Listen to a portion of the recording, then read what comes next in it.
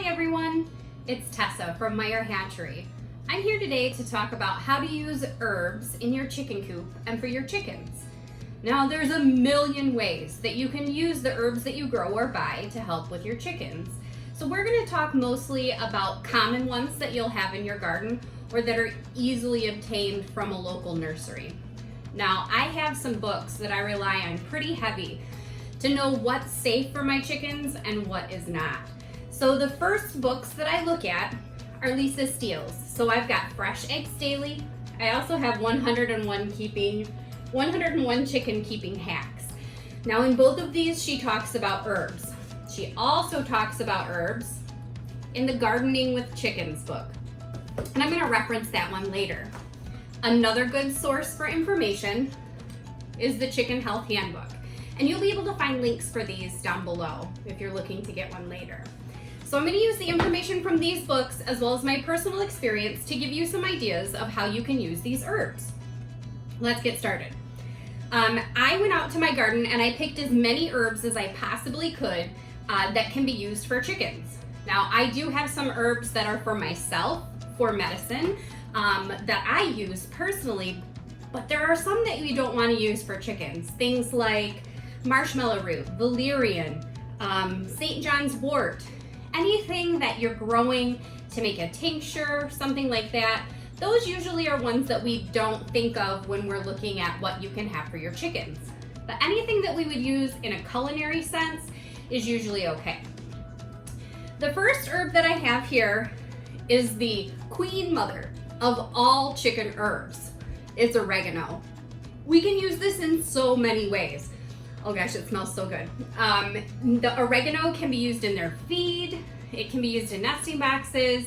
It can be dried. It can be eaten fresh. It can be put in their water. Oregano has so many wonderful qualities.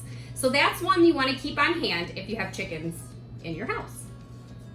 The next one is dill. So you can see here I've tied all these up because all of these herbs I'm actually going to dry in my house so I can use them in their feed or as a supplement. And we'll go get some fresh from outside for other ways. But for right now I'm going to leave these tied up.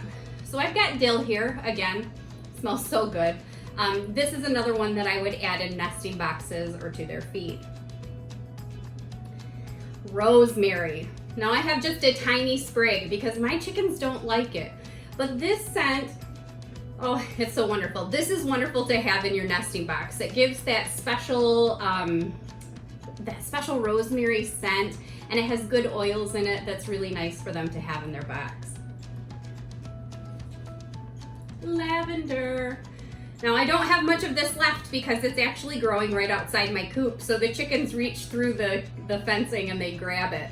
But lavender is wonderful to have for getting rid of pests. It's good to repel those, but it's also really good to have in nesting boxes, especially for new mothers. I'll show you a little bit later how to create a special combination for your broody hens that'll give them a nice calming smell. But lavender is used in the same way with chickens as it is for us. That scent is calming. So having it in the nesting box can create an environment that your chicken really thrives in while she's laying her eggs.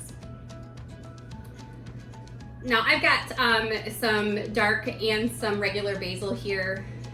This is one again that my chickens personally do not enjoy, but I have used it in their nesting boxes and I have used it in their feed. It does have a wonderful smell. Mine don't prefer it for some reason, but my friend's coop is totally surrounded because her chickens love it. So it's always going to be a matter of your chicken's preferences. Mine won't eat carrots for some reason. So try all these out. See which ones they prefer, unless you're using them for a specific reason. This big blob right here is lemon balm. So this is one that I would use in a tea for myself. So this is another one that I would add to water or feed or in a nesting box for its nice smell. It's actually about to flower, which is nice too. Having those flowers in the nesting box gives the hens a nice special treat to have while they're sitting on their eggs. Here's another calming herb, chamomile. So the heads of these flowers are usually used to make calming or nighttime tea for myself or my children. But I also use them in my nesting box because in the same regards as lavender, I can use chamomile that way too. The hens can pick at the flower heads, the scent is nice and relaxing, and it's a really good herb to keep on hand because it flowers throughout the entire summer. So I'll get thousands and thousands of chamomile heads throughout the summer from just one plant, and it will keep regenerating. And if you're using it for your chickens, that's good, because if one single one of these chamomile goes to seed and replants, you're gonna have like 300 new chamomile seeds the next year. So it's a good way to use up some that you're not ready to dry or use for your own purposes. Mint. Everybody who has ever grown mint knows that once you have a mint plant, you have it forever. So using it in your coop is a good way to get rid of that pesky mint that's trying to spread around your garden.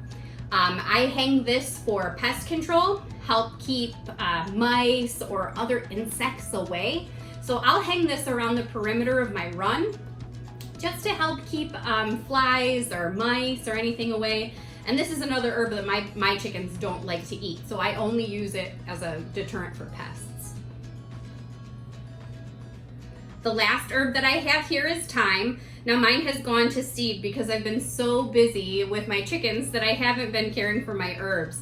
So mine is flowering. Now in this case, I would add it to their feed, or this is a great one to use in nesting boxes because of all of the little seed heads that are coming out on it.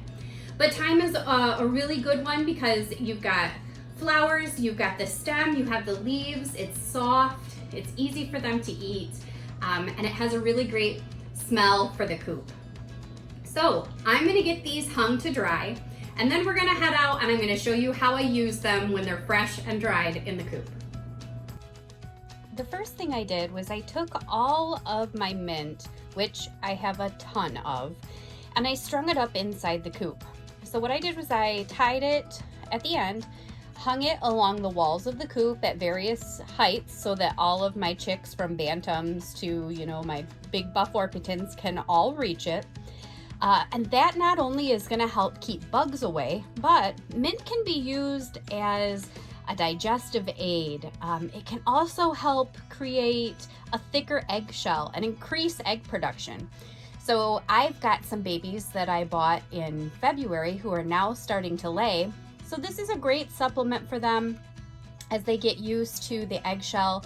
And it's a nice little treat, maybe once every other week for them to have. You don't want to give too much of any type of herb. While all of my chickens were out feasting on the mint or just enjoying the nice breeze, I went into the coop and I made a special nesting box arrangement for my broody hen who just hatched some eggs. Now, I wouldn't make a beautiful arrangement like this for everyday nesting boxes, but she's a new mother, and as I well know, new mothers do need to be pampered. So in that, I did put a little bit of mint. I put some oregano, some parsley. I also have some of the flowers. So there's some hyssop, lavender. There were some marigolds that I put in there, a little bit of rosemary, a little bit of thyme that was going to seed.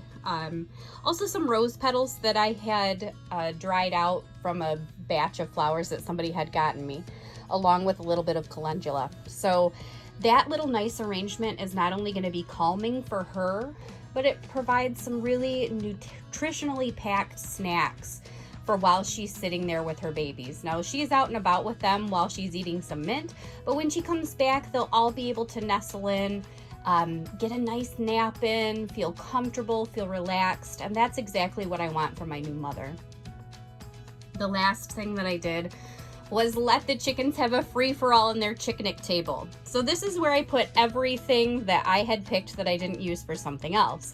Most of it was oregano because that's something that I want them to eat, not only just because it improves their immune system, but it's just a really great natural antimicrobial, anti-inflammatory herb that will help them just keep their body in good shape. And you can see that they were really excited to see it because they get sick of the grass out in the run. So this is a really nice treat for them. In there was some borage that I grow in the garden. The chamomile, that's a good one because It's anti-inflammatory, can be antibiotic, and it's calming and relaxing. It's a detoxifier. So those kind of things, when they have them in small quantities, maybe once a month as a treat, it really can help boost their immune system.